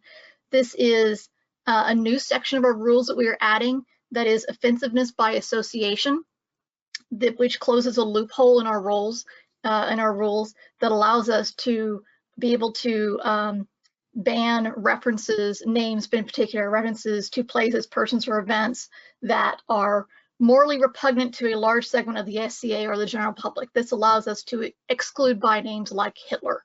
No one can register that as a by name. That is Appendix A included on my report. Very good. Any commentary on that? Please, Gigi. Greg, do you want a motion on this, on all three of them, or do you want to handle these separately? I think we'd have to handle them separately. Okay, well, I move the first board action request of the SCA Herald. Very good. We have a motion. Is there a second? Gigi, well, Gigi has a second. Any further commentary? There be no further commentary. I'd like to call for a vote. All in favor, aye. All opposed? Abstentions? The motion carries. Thank you. Item 2, we have revisions to A3E2 complexity count. This is in the Armory section of our rules, and it's very fiddly. These revisions clarify how we count complexity with regards to proper and other artistic details. It's very minor changes, but it is a change to the rule itself, and so we have to include it. It's included as Appendix B in my report. Very good. And we have reviewed all these appendices prior to this meeting. Any further commentary on that? Do you have a motion? Mr. Chairman, I move that we approve the second order of business of the SCA Herald. Very good. We have a motion. Is there a second? We have a second. We have a motion by Dan Watson, seconded by Natalie Degerstrom. Any further commentary? Being no further commentary, I'd like to call for a vote. All in favor, aye. All opposed? Abstentions? Motion carries. Please continue. Thank you. And revision item 3, revisions to NPN 4B4 honorific names. This is a change to one of our examples in our rules, which were showing examples of names which are presumptuous claim to ranks. And recent research showed that one of our examples was not a presumptuous change to rank. So we have removed that example and replaced it with another, and that's in Appendix C. Very good. Again, we've had a chance to review this already. Any further commentary on this? Mr. Chairman, I move that we approve the revisions to PN 4B4 honorific names as requested by the Society Herald. Very good. We have a motion by Dan Watson, seconded by Ross Regner. I'd like to call for a vote. All in favor? Oh, I'm sorry. Is there a comment, Natalie? Oh, you were just voting very quickly. Very good. Quick reflexes. I'd like to call for a vote. All in favor, aye. All opposed? Abstentions? Motion carries. Okay, and then I have 2 new policies. One of them is we've added examples and clarifications to the appendices to SCA. Currently, the registrable designators for non-personal names and some resources for conflict checking. And these are appendices to the SCA rules, but. Very good. John St. Dennis? Mr. Chairman, I move that the board accept the revisions to Senate as presented by the Society Herald. Very good. Is there a second? We have a motion by John St. Dennis. This has been seconded by Natalie Degerstrom. Any further commentary? There being no further commentary, I'd like to call for a vote. All in favor, aye. All opposed? Abstentions? The motion carries. And lastly, in our new policies was one that came out, I believe, on December 30th. We just published a decision to allow kingdoms to designate a motif that they can use in blazon. So our first user of this is the Kingdom of Kaid. Will now be able to use, instead of having to use the very wordy 4 crescents in saltire points outward argent, they can now in blazon call that a cross of Kaid argent. And we are allowing all kingdoms to be able to so designate one short piece of blazonry if they so desire. Mr. Chairman, I move that we uphold the policy of the SCA Herald on allowing kingdoms to designate motives in the name of their kingdom. Very good. We have a motion. Is there a second? We have a motion by Dan Watson, which has been seconded by Jennifer Krochmal. Any further commentary? There being no further commentary, I'd like to call for a vote. All in favor, aye. All opposed? Abstentions? Motion carries. Please continue. Thank you. This report was written largely by my predecessor, Juliana, so when I read this, it's a little odd. The commendation section, she has, parting in such sweet sorrow, Juliana has accumulated a list of debts that is hard to put into words. She'd like to first thank her successor, Emma, me, whose work through her tenure as post-meeting clerk, making letters of acceptance and return happen every month. She'd like to commend our board ombudsman, Dan Watson, who I would also like to second that, who's been a joy to work with and supportive in all our work. We'd like to commend Reese Ap Tudor Ap Wynn, who's kept the Laurel website going and has graciously agreed to take on the post-meeting clerk job again, which was what I was doing previously, as well as staying our web minister. We'd also like to commend Amanda Martell, who's just stepped down as Crux Australis from Kingdom of Locac. She was awarded Locac's grant level award for service, and her successor is Anwyn Davies. Malcolm Bowman stepped down as Brigantia, this East Kingdom Principal Herald, and his successor, Yehuda Ben Mush, created him a Herald Extraordinary when he stepped down. And last but not least, we'd like to commend Ariana Virch-Gwynlian, Crescent Principal Herald of Kaid, for doing all that research that led us to changing that policy to allow kingdoms to register a named motif. It was an excellent piece of scholarship, and we look forward to more from her. Our general status is we've been chugging along. All kingdoms are reporting. Even in the age of COVID, heraldry is continuing. We are, as I am speaking now, we are finishing up a special plague year edition of the Known World Heralds and Scribes that we held online, of course. This weekend, we started Friday at 5 p.m. Pacific, and we are ending it this afternoon at 3 or 4 p.m. Pacific.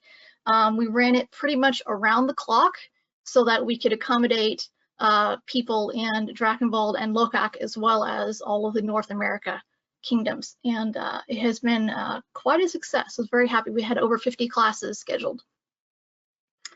I believe that is about it. Very good. Well, thank you for your report. Moving on to the report for the Society Marshal, Ray.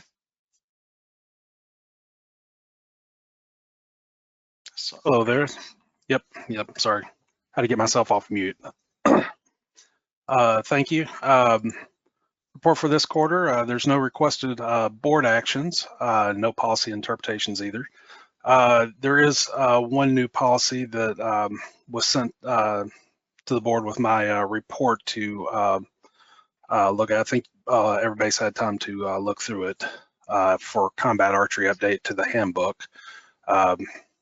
This is the update is changing section 7 G5CI, HDPE pipe, APDs made of this material, meeting ASTM D2239 with a minimum 1-inch diameter, or ASTM D2737 minimum of 1.25 inch of or 31.88 millimeter outer diameter, manufactured of PE 3408, PE 3608, PE 3710, or PE 4710 resin or equivalent.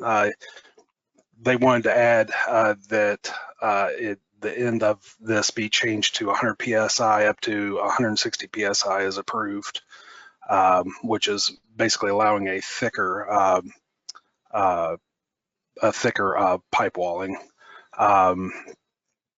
for the APDs.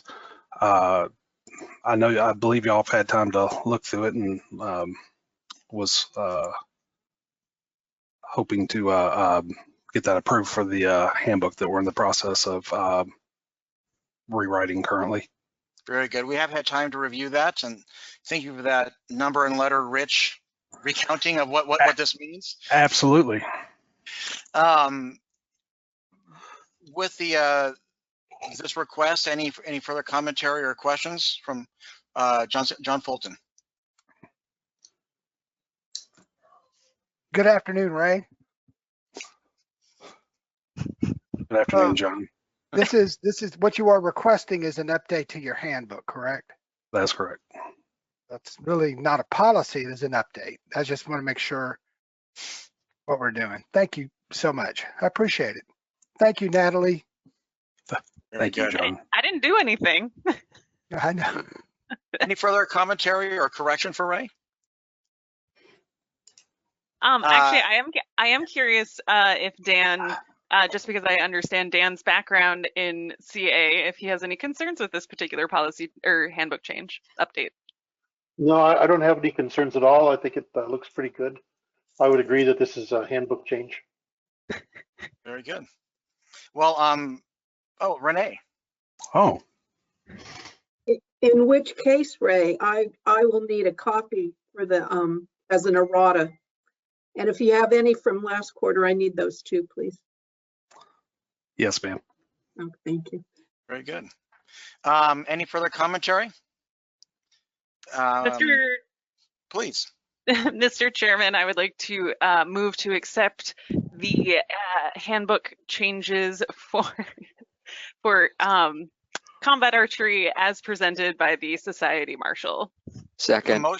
We have a motion by Natalie Degerstrom, seconded by John St. Dennis. Any further commentary? I would just say for everyone else's benefit, Ray is a new officer, and sometimes we're a little tongue-in-cheek and we like to elbow a little bit, but it's all in good fun. Yes. There being no further commentary, I'd like to call for a vote. All in favor, aye. Aye. All opposed? Abstentions? The motion carries, and Ray, the board would like to again direct you to provide the errata to Renee Signoretti, as well as the errata that you apparently have not provided previously. Absolutely. Moving on, please continue your report. Moving on, commendations. Sorry for the names I'll be mangling through this, but I would like to commend Master William out in the West for taking on the role of Deputy Society Marshal for Armored Combat. And I would also like to commend Countess Muriel Dubois for her assistance in updating all Society and Kingdom level warrants and helping with reporting.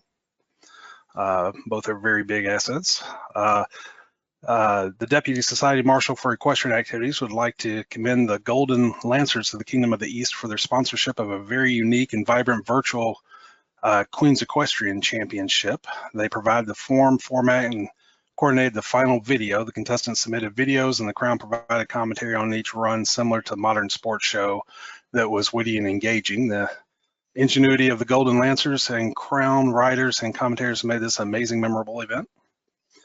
The Deputy Society Marshal for Rapier Combat would like to commend the Kingdom Marshals who have been staying on top of frequently changing rules and regulations in their territories, especially the Kingdom Rapier Marshals of Locock, the East, Onsteora, and Glenaban. which equate to Owen, Cantor, App, Hugh, Lilith, horrible with names, excuse me. Lilith, I'm not even going to try that. Etton Montague and Damiano L. Bellini. The Deputy Society Marshal for Armored Combat with Rebated Steel would like to commend Duke Malcolm of Aethelmark for his contribution in getting their implementation plan submitted.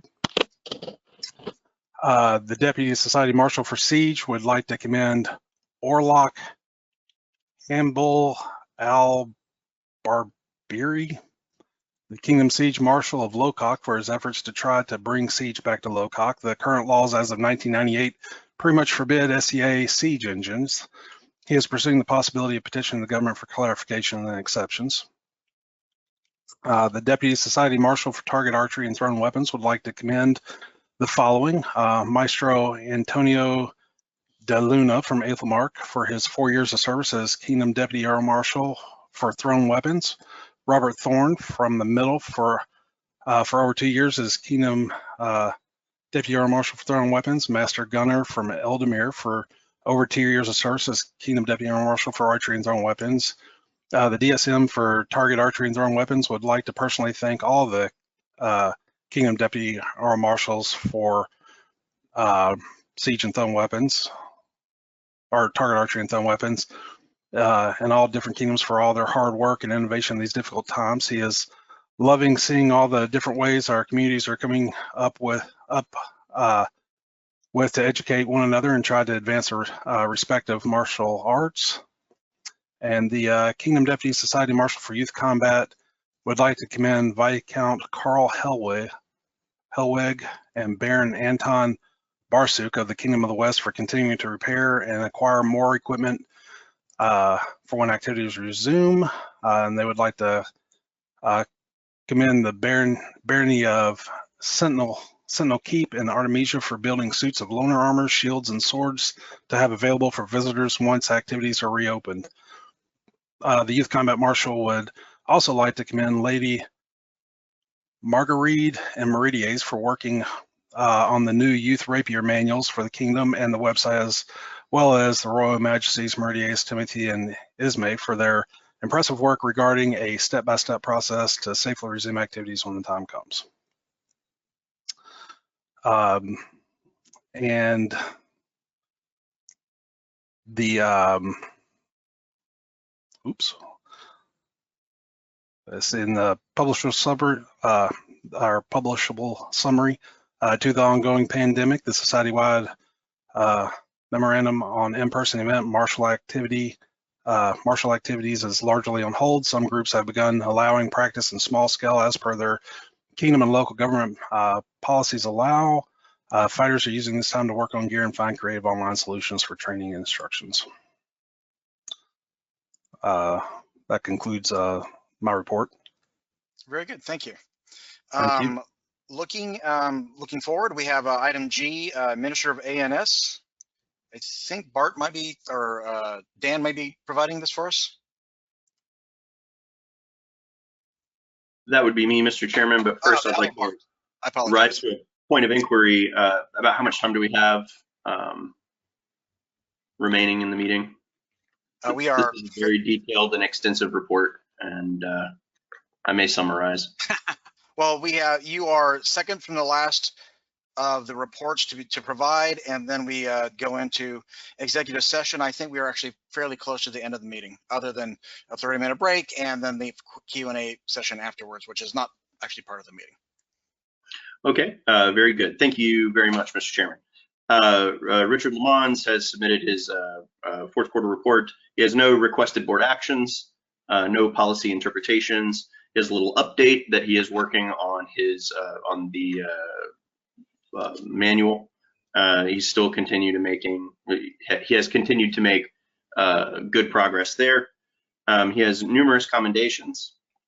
There is a commendation for all of the Kingdom ANS officers, as well as Dominicus Varangapoulos and Aethelmark, Renard the Fox of Berwick and Antir, Mistress Juliana Atwater for her work in Kingdom A&S Office of Artemisia as well. Special thanks to Their Royal Majesties Atenbelt and the staff of Atlantean University. If anybody had a chance to check out Atlantean University, it was fantastic. He also extends his thanks to Their Excellencies Colin and Thorfina and Eldermere. He commends Maréchal Remy de la Montagne de Gascon, Master Julian de la Fontaine, and Mistress Letia Thistlethwaite. Commendations are extended to Dugu Jinan of North Shield, the Rum Chancellor Oswin of Bathan, in the Outlands, Master Omar Mohammed Mirazada, and Lady Agnes Berengari de Garona in Senegua, and Lord Lucius Castor Valens in the Palatine Barony of the Far West.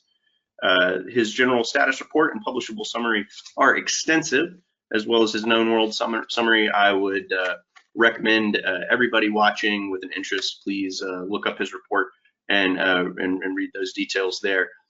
In general, arts and science is the current arts and sciences situation has been very robust and vigorous. These are the people that are keeping the SCA alive right now during these trying times. Fighting's not really much of an opportunity, but online arts and sciences has grown by leaps and bounds, and Richard has done amazing work there, as well as all the people in the ANS community. Thank you very much. Mr. Chairman, I yield the floor. Very good. Thank you so much for that report. Moving into reports from the standing committee. Mr. Chairman? Yes. Just as a note, I'm not sure, Ross, did you mention the news about the Society Moas Etienne? The news about him? I did not. I was remiss. Mr. Vice Chairman, will you please tell everybody gathered here about that? Apparently, Etienne Lamont d'Anjou was made a member of the Order of the Pelican yesterday. So many congratulations to him. So. Thank you for that reminder. We'll just go move forward, and with the standing committee's reports, just to kind of consolidate things, we do have no report from the Finance, Communications, Census, or Social Media committees, although we did work on some social media stuff earlier. But we do have a report from the Peerage Committee. Dan? Thank you, Mr. Chairman. The report from the Peerage Committee is brief, but I will read it here. Unto the Board of Directors, as the chairperson for the Peerage Committee, who would be Greg Regner, send greetings. Requested board actions. Requested board actions. The committee forwards the included proposal for the creation of a new peerage for the SCA for board consideration. We talked about this in new business. Policy interpretations, none. New policies, none. Commendations. The chairman of the committee would like to thank the original 4 people, including himself, for 4 years of hard work that culminated in the proposal they gave to you. Mike Hobbs, Susan Carroll Clark, and John Edgerton. And just as a news note, John Edgerton is experiencing some health conditions today, and our hearts go out to him, and all the good vibes go out to John while he's out there. John is pretty much a fixture at all of the board meetings, and it's I don't think he's going to be able to make the one today, but we're looking forward to seeing him at future quarterly meetings. Additionally, the chairperson of the committee would like to thank the additional members who joined the original 4 and gave insight and additional perspectives to the process. Those would be Kevin Jennings, James Easton, and Kevin Bond. Thanks to the ombudspersons who have shepherded the team through the process and shed light on the inner workings of the board, including Scott Burke, Craig Carter, Mr. Chairman, and Dan Watson, myself. And he also would like to thank the consulting heralds who have been working with the committee, whose names are Julia Smith, Juliana De Luna, Alisa Pierrick, who's known in the SCA as Alice McIntosh, Rebecca Johnson, known in the SCA as Lilia DeVoe, and Kevin Rhodes Cormac Moore. All of these are both Laurel Sovereign Emirata, Pelican Sovereign Emirata, or Wreath Sovereign Emirata. This concludes the report for the Peerage Committee. Thank you, sir. At this point, we move into item 7, correspondence. Renee? Mr. Chairman, the board has received and answered daily their correspondence. So Very we're good. Thank you very much. Moving into our final item, item number 8, the results of the executive limited session. Okay, Mr. Chairman, here are the minutes from your executive session. The session was opened on got a cut and paste error, sorry. On January 24th, 2021 at 2:43 p.m. and adjourned at 4:18 p.m. That's Central Time. Motion by Gigi Colson to revoke the membership of and deny participation to Cole Chapman, effective immediately. Second by Natalie Diggerstrom. Opposed, none. Recused, Ross Regner. Motion carried. Motion by Gigi Colson to lift the temporary removal from participation in the Society of James R. Horn and to take no further action. Second by John St. Dennis. Opposed, none. Motion carried. Motion by John St. Dennis to uphold the temporary removal from participation in the Society of Anya McVean, as issued by Kristen and Helene, Crown of the Kingdom of Montier, and their Kingdom Seneschal on December 9th, 2020, to extend the TRP and to further direct the Society Seneschal to begin an investigation into possible sanctions up to, excuse me, and including revocation of membership and denial of participation. Second by Natalie Degerstrom. Opposed, none. Motion carried. Motion by Gigi Colson to revoke the membership of and deny participation to Amy Patterson, effective immediately. Second by Ross Regner. Opposed, none. Motion carried. Motion by John St. Dennis to revoke the membership of and deny participation to the person known as Raul Vega or by any other alias, effective immediately. Second by Natalie Degerstrom. Opposed, none. Motion carried. Motion by Dan Watson to uphold the exile from the realm of Jonathan Blaine, as issued by Kern and Maisie, Crown of Trimaris, on November 19th, 2020, to direct the Society Seneschal to issue a temporary removal from participation in the Society and to further direct the Society Seneschal to begin an investigation into possible sanctions up to and including revocation of membership and denial of participation. Second by Jennifer Krockmall. Opposed, none. Motion carried. January 24th, 2021, subsidiary minutes, action by written consent. By consensus, all actions for the subsidiaries of the Society for Creative Anachronism, Inc. are accepted by written consent. Chairman assignment, the board took no action. Vice chairman assignment, board took no action. By consensus, the following assignment change to the ombudsman assignments will be considered effective at the close of the January 24th, 2021 quarterly meeting. Responsibility for the board recruiting has been transferred from Director John St. Dennis to Director Natalie Degerstrom. And that closes your minutes for yesterday's executive session. Thank you very much, Leslie. And this actually brings us to the end of our formal agenda. We do have, again, the Q&A session that will follow the official close of this meeting. It was slated to be 30 minutes, but due to the diligence of some of the folks looking at the questions and parsing through them, and I think we have a smaller amount of questions, we'll go ahead and only do a 10-minute break. That way folks online can make sure they maintain their place, and everybody here can have a small respite until we can reconvene informally to have the Q&A session. At this point, being the end of our official agenda, I'd like to call for a motion to adjourn. Mr. Chairman, I move that we adjourn the meeting of the January 24th, 2021 first quarter meeting of the SCA Board of Directors. Second. We have a motion by Ross Regner, seconded by Dan Watson. Sorry, Natalie. Okay. By consensus, we will end and close this meeting of the Board of Directors, this quarterly meeting of Board of Directors for the Society of Creative Anachronism. Thank you very much for your attendance. Looking forward to seeing everybody in about 10 minutes for a quick Q&A session. Thank you very much.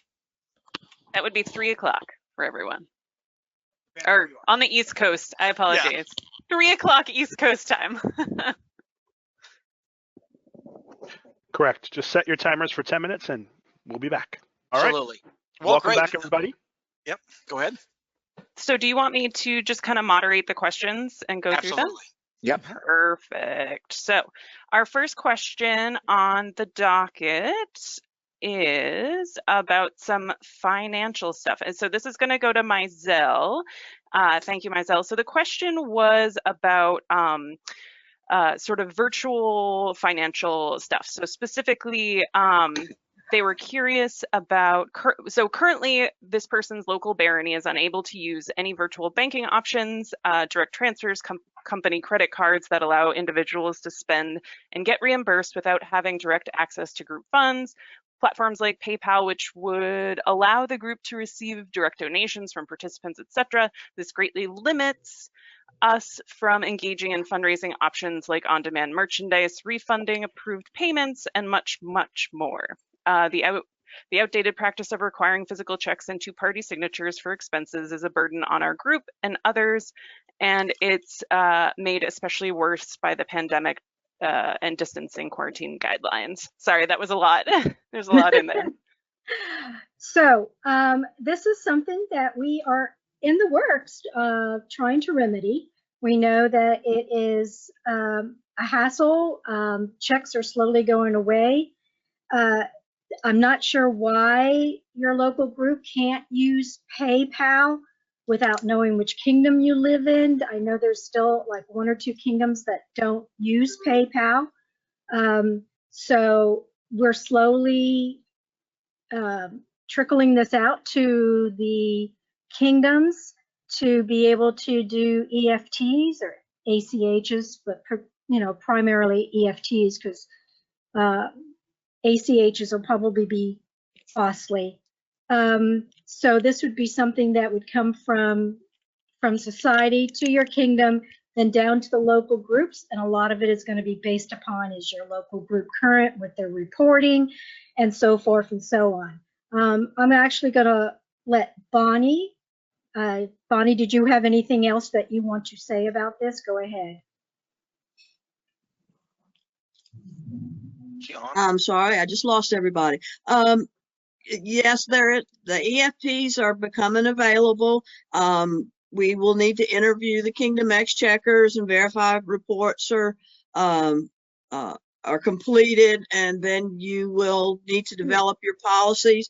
If anybody has a proposal to remedy any of these, please send them in. And if it's workable, we will take it to the board.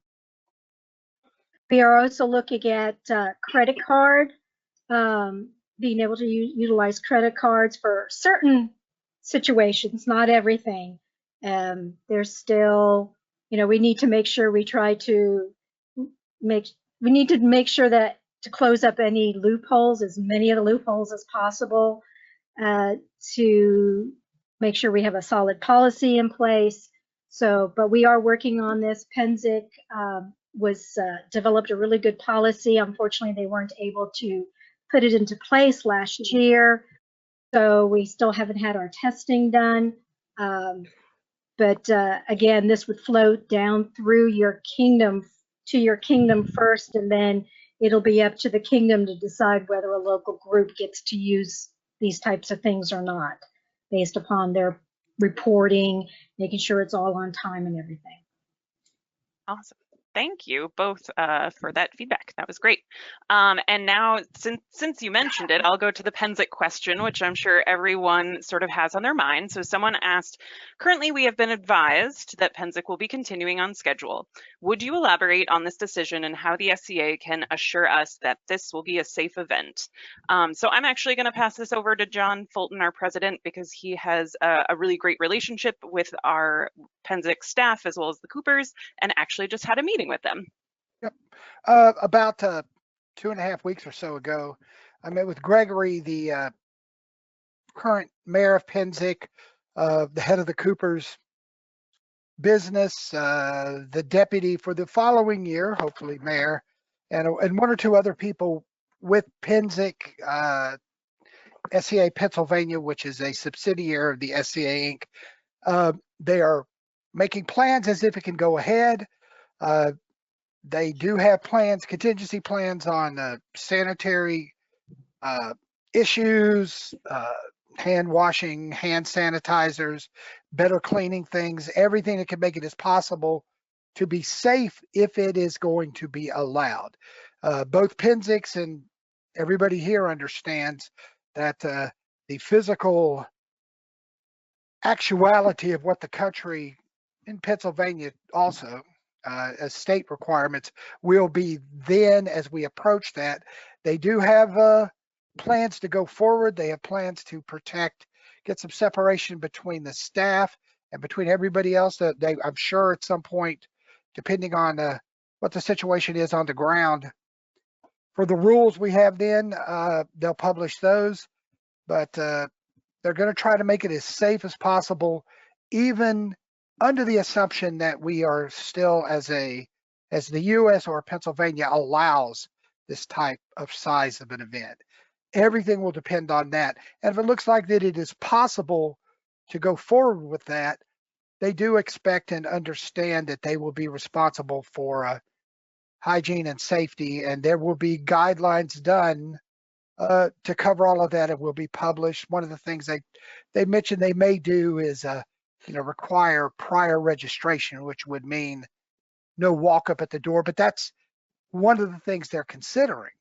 They're looking at all of it. There's no guarantee that everything be as possible, as safe as possible, but I think everything they are doing as an effort will be toward that. And the board will readdress the May 31st shutdown before May 31st. We will be in contact with the kingdoms, Penzics, main events that are coming into the summer, and discuss this with everybody to see what would be the best way to go forward. But that is all. Having Penzics is under the assumption that the vaccine can be done. There is a degree of safety, and that it is possible. We don't even know what sizes will be allowed, either US-wise or especially state-wise yet. But they do acknowledge that this could be a very serious, difficult challenge. But they're looking at it, and they will be working with SCA Corporate to evaluate sometime before the event if it is going to be possible. But planning it now is like the things that are being planned in October. What occurs in the next few months, what occurs leading into the end of spring, beginning of summer, will make everything kind of iffy until we get more information. But planning it is not the same thing as actually having it, and they are aware of these issues. Great. I had a very good meeting, by the way. They were good people. Thank you, John. I appreciate that. John St. Dennis, did you? No, John, you basically covered all the points, I think. I had said no follow-up from me, even though I had said I wanted to say something. But, as a regular Penzic goer, I'm looking forward to going to war this year too. But it needs to be safe. It needs to be sanitary. It's much of it is outside of our control altogether, because it depends on the state and it depends on the county. As an aside, the same conversation and the same commentary that was provided, I mean, it's true for all the wars that are toward the end of the year and all events. So we're still, I mean, right now we're at the height of, hopefully it's not going to get any worse, but we're certainly at a high point of infections in the US and globally. And we're every day watching and, the trending of how the disease is progressing and all that. So our eyes are definitely on the ball. Absolutely. Thank you. So the last question we're going to answer today is going to be for Dan. And we had someone ask us if we could possibly elaborate, if the board could elaborate on the progress of further patents. So I assume they're referencing the Peerage committee work. Yeah, I'd be happy to answer that question. I need to be a little careful here because I have to remember that I'm one board member, and so it's difficult for me to express the opinions of all the board members in one. But let me try to see and put my comments sort of in context. We have a peerage committee that has been looking at, what happens to the SCA over a long period of time. We've had a society for over 50 years now, and the society changes over time, and of course, we need to take a look at our peerage structure as we go through that. Peerage should not be an easy thing to get, and it shouldn't be an unobtainable thing to get. We've got to sort of hit the right level of what we're talking about, or what we need for the continued health and progress of the game that we play in the current Middle Ages. Now, the Peerage Committee spent some time talking about how a new peerage might be considered. What is the framework? What's the process in which it might do that? And at last October's meeting, the board invited the Peerage Committee to submit proposals for actual new peerages. The committee did that. The Peerage Committee, from their perspective, they've looked at the census data, and they've looked at a lot of information that's out there. And the Peerage Committee believes that it may be time to look at another patent order. And so they've submitted a proposal to the board. The board looked at it. I will say that the patent order that they're considering now is pan-activity, so more than one activity that's associated with it. But I think, and the board is certainly engaged in this, but I think the board wants to see a proposal that's in a form that allows the participants some time and some room to comment and participate on it. The board doesn't want to oversell this and say that's a done deal, but they are currently engaged. I think it's an important issue. Did I hit all the points right, guys? Is that pretty close? I think so. Yeah. I think that was a good summary. Yep. I think that's where we're at, Dan. Thanks. So I'll just follow up by saying that they have some comments and some ideas they sent back to the Peerage Committee, and what they'd like to see is a revised proposal, something they think they could put out to the participants, get some comment and feedback, so that the board can make a good decision about what the participants in the SCA want and what we think would be best long term for our organization. That's all. That's my answer. Great. Well, that was all the questions we were going to field today. Well, thanks everybody for sticking around, and thanks for the folks who tuned in and enjoyed a board meeting with us that provided those great questions. We're happy to answer them, and we'll continue to do so. I mean, obviously, these meetings will be webcast very likely moving forward into the future, and we'll continue to have a Q&A session afterwards where we hopefully can provide some clarity onto board operations, SCA operations, or whatever you're interested in. So again, thank you. Appreciate you guys attending, and have a great rest of your weekend.